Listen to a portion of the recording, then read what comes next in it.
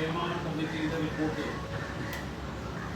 ഇന്നലെ മാധ്യമങ്ങളിലൂടെ പുറത്തു വന്നതിന് ശേഷമുണ്ടായിട്ടുള്ള സാഹചര്യം അതീവ ഗുരുതരമായിട്ടുള്ളതാണ്.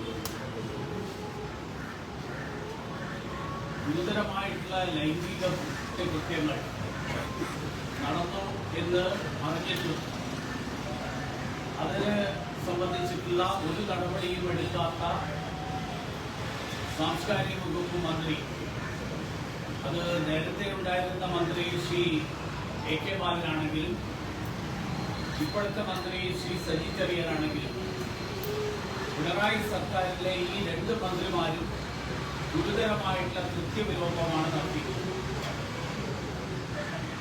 വാസ്തവത്തിൽ സത്യപ്രതിജ്ഞയുടെ ലംഘനമാണ് നടത്തിയത്. ഭീതിയോ പ്രീതിയോ കൂടാതെ കർത്തവ്യം നിറവേറ്റിക്കൊള്ളാം എന്നാണ് ഈ മന്ത്രിമാരൊക്കെ ഭരണഘടനയെ അനുസൃതമായിട്ട് സത്യപ്രതിജ്ഞ ചെയ്തത്.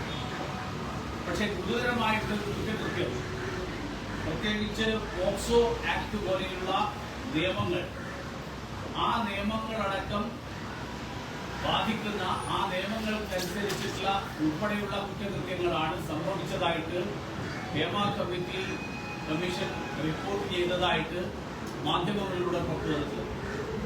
ഈ വിവരങ്ങൾ സർക്കാരിന് കിട്ടിയില്ല എന്നുള്ള മുടന്തൻ ന്യായമാണ് ഇപ്പോ ശ്രീമാൻ AK ബാലനും ശ്രീ സജി ചെറിയാൻ പറയുന്നത്. ഒരു കമ്മീഷൻ, ആ കമ്മീഷന്റെ ശുപാർശകൾ, ആ കമ്മീഷന്റെ റിപ്പോർട്ട്, ആ റിപ്പോർട്ടിൽ കുറച്ച് ഭാഗങ്ങൾ മറച്ചു വെച്ചുകൊണ്ട് സർക്കാരിന് റിപ്പോർട്ട് കൊടുത്തു എന്നൊക്കെ പറഞ്ഞ് കേരളത്തിലെ ജനങ്ങളെ വിശ്വസിപ്പിക്കാൻ കേരളത്തിലെ ജനങ്ങൾ ഇത്രയും വിഡ്ഢികളാണ് എന്നാണോ ഇവർ കരുതുന്നത്? കാരണം ഒരു റിപ്പോർട്ട്, ക്ഷേമ കമ്മീഷൻ ആണെങ്കിലും ആരാണെങ്കിലും ഒരു റിപ്പോർട്ട് തയ്യാറാക്കാൻ അല്ലെങ്കിൽ റിപ്പോർട്ട് സമർപ്പിക്കാൻ സർക്കാർ ആവശ്യപ്പെട്ടു കഴിഞ്ഞാൽ ആ റിപ്പോർട്ടിൽ നിന്ന് കുറച്ച് ഭാഗങ്ങൾ മറച്ചു വെച്ച് സർക്കാരിന് കൊടുത്തു. അപ്പൊ പിന്നെ ആ റിപ്പോർട്ട് തന്നെ സർക്കാരിന് കിട്ടിയില്ല എന്നല്ലേ എന്റെ അർത്ഥം? അങ്ങനെയാണെങ്കിൽ അത് ക്ഷേമ കമ്മീഷന്റെ വിശ്വാസ്യതയെ തന്നെ ചോദ്യം ചെയ്യുന്ന വിഷയമാണ്.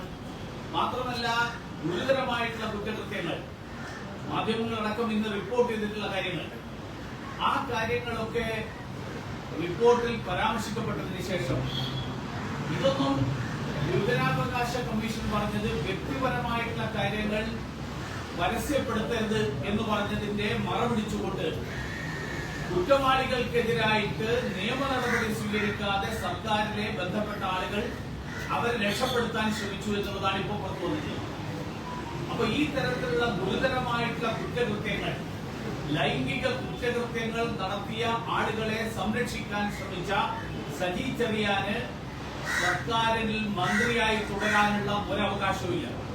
ഭരണഘടനയുടെ സത്യപ്രതിജ്ഞയുടെ തന്നെ ലംഘനം നടത്തിയിട്ടുള്ള സജി ചെറിയാൻ ഇനി ന്യായീകരണം പറഞ്ഞ് അധികാരത്തിൽ പിടിച്ചു നിൽക്കാൻ ശ്രമിക്കുന്നതിന് പകരം ഈ തരത്തിലുള്ള ഗുരുതരമായിട്ടുള്ള കൃത്യവലോപം കാണിച്ചിട്ടുള്ള കുറ്റകൃത്യത്തിന് കൂട്ടുനിന്നിട്ടുള്ള സജി ചെറിയാൻ രാജിവെക്കണം.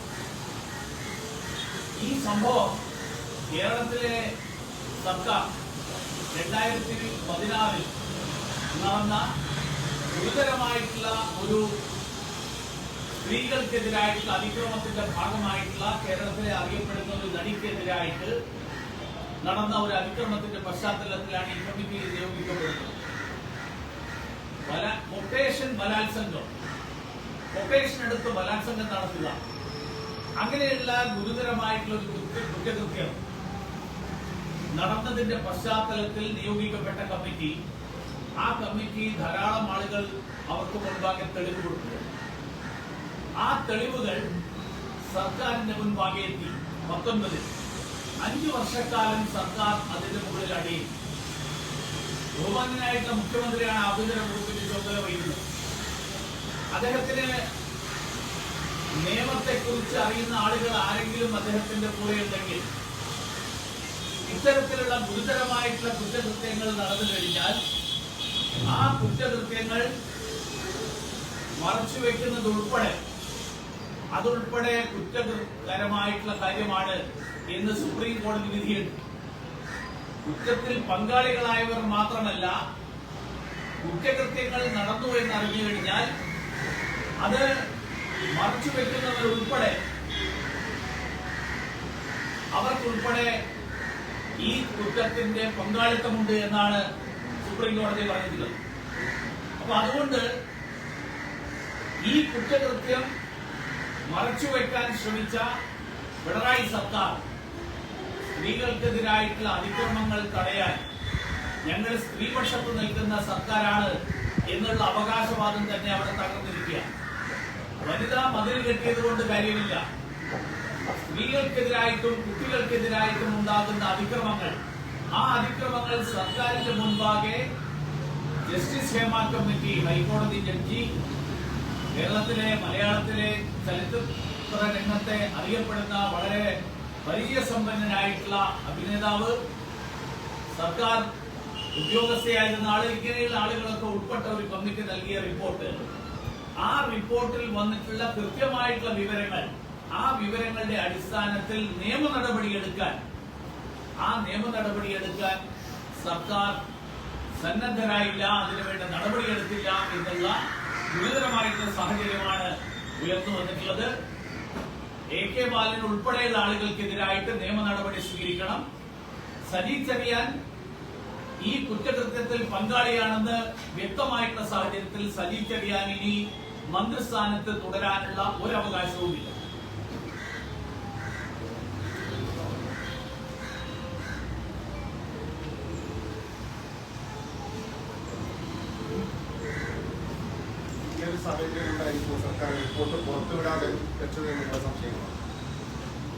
തീർച്ചയായിട്ടും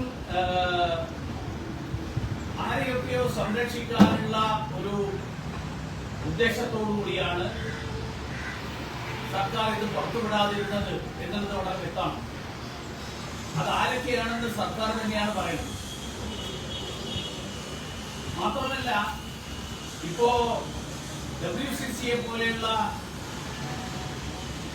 സംഘടനകൾ, സ്ത്രീ ആക്ടിവിസ്റ്റുകൾ, അവരൊക്കെ ഈ വിവരം പുറത്തു വന്നതിന് ശേഷം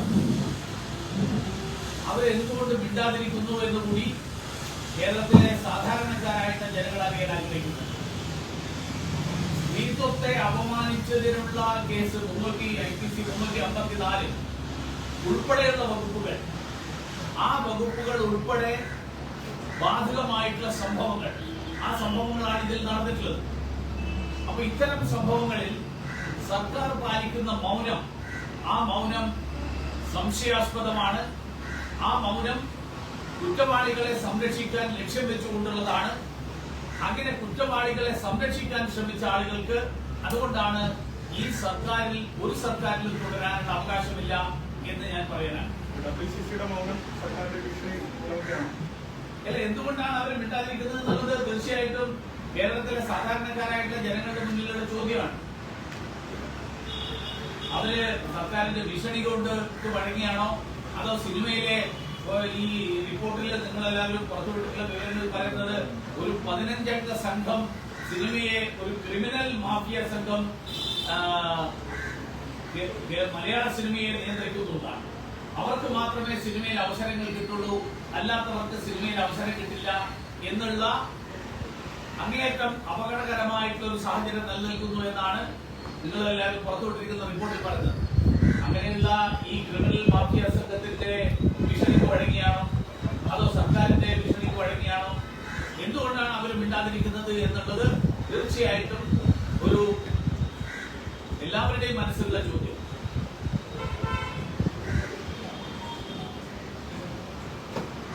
പ്രസിഡന്റിനെതിരെയും കുറച്ച് ആരോപണങ്ങളുണ്ട്.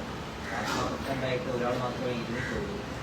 ഇപ്പോൾ അതേപോലെ അല്ല, അതുകൊണ്ട് ഞാൻ ഈ പറയുന്ന ചോദ്യങ്ങൾക്ക് അപ്പുറത്തുള്ള നിരവധി ചോദ്യങ്ങൾ വരാം. അത് ഈ പറഞ്ഞ വ്യക്തിക്കെതിരായിട്ടുൾപ്പെടെ ഉള്ള ചോദ്യങ്ങൾ. കാരണം ഇവരെയൊക്കെ സംരക്ഷിക്കുക എന്നുള്ളത് സർക്കാരിന്റെ രാഷ്ട്രീയ ബാധ്യതയാണോ? അതുകൊണ്ടാണോ ഈ റിപ്പോർട്ട് പുറത്തു വരാതിരിക്കാൻ വേണ്ടി പരമാവധി ശ്രമിച്ചത്? ഇതെല്ലാം വരും ദിവസങ്ങളിൽ കേരളത്തിലെ ജനങ്ങൾ അറിയാൻ ആഗ്രഹിക്കുന്ന ചോദ്യങ്ങളാണ്. പക്ഷെ ഇതൊക്കെ നടക്കണമെങ്കിൽ ഇതിന് ഉത്തരവാദികളായിട്ടുള്ള ആളുകൾ അവർ മന്ത്രിസഭയിൽ ഇരുന്നുകൊണ്ട്, അവരിപ്പോ പറയുന്നത് കോൺക്ലേവ് നടത്താമെന്നാണ്. ഒരു ക്രിമിനൽ കുറ്റം, ഒരു കൊലപാതകം ഒരു കോൺക്ലേവ് നടത്താം എന്നുള്ളതാണോ പിണറായി വിജയൻ സർക്കാരിന്റെ മറുപടി? അതാണോ പരിഹാരം? കുറ്റകൃത്യം നടന്നു കഴിഞ്ഞാൽ നിയമപരമായിട്ടുള്ള നടപടിയെടുക്കണം. പരിഹാരമാർഗം എന്ത് വേണം എന്നുള്ള വിപുലമായിട്ടുള്ള പ്രശ്നം ചർച്ച ചെയ്യാൻ നിങ്ങൾ എന്ത് വേണമെങ്കിലും സംഘടിപ്പിച്ചു. പക്ഷേ കുറ്റകൃത്യം നടന്നു കഴിഞ്ഞാൽ കുറ്റവാളിക്കെതിരായിട്ട് നടപടിയെടുക്കണം എന്നുള്ളതാണ് ഇന്ത്യൻ ശിക്ഷാ നിയമം അനുസരിച്ച് അനുശാസിക്കുന്ന വകുപ്പുകൾ ചുമത്തിക്കൊണ്ട് നടപടികൾ. സർക്കാരിന്റെ എല്ലാ സംരക്ഷണവും സർക്കാർ ആദ്യ അവസാനം മുതൽ സംരക്ഷിച്ചു പോകുന്നു. അതെല്ലാം കിട്ടുവിട്ട് പോയപ്പോഴാണ് റിപ്പോർട്ട് പുറത്തു വന്നത്. സർക്കാർ തീർച്ചയായിട്ടും സർക്കാർ ഇത് പുറത്തു വരാതിരിക്കാൻ വേണ്ടിയിട്ടുള്ള എല്ലാ ശ്രമങ്ങളും നടത്തി. എല്ലാ ശ്രമങ്ങളും നടത്തിയതിന് ശേഷവും തീർച്ചയായിട്ടും ആ കാര്യത്തിൽ മാധ്യമങ്ങളുടെയും ഈ മേഖലയിൽ സജീവമായിട്ട് പ്രവർത്തിച്ച ആളുകളുടെയും പങ്ക് ശ്ലാഘനീയമാണ്. വിവരാവകാശ കമ്മീഷൻ വഴി ഈ റിപ്പോർട്ട് പുറത്തു കൊണ്ടുവരാൻ പ്രവർത്തിച്ച എല്ലാവരെയും അഭിനന്ദിക്കാൻ കൂടി ഞാൻ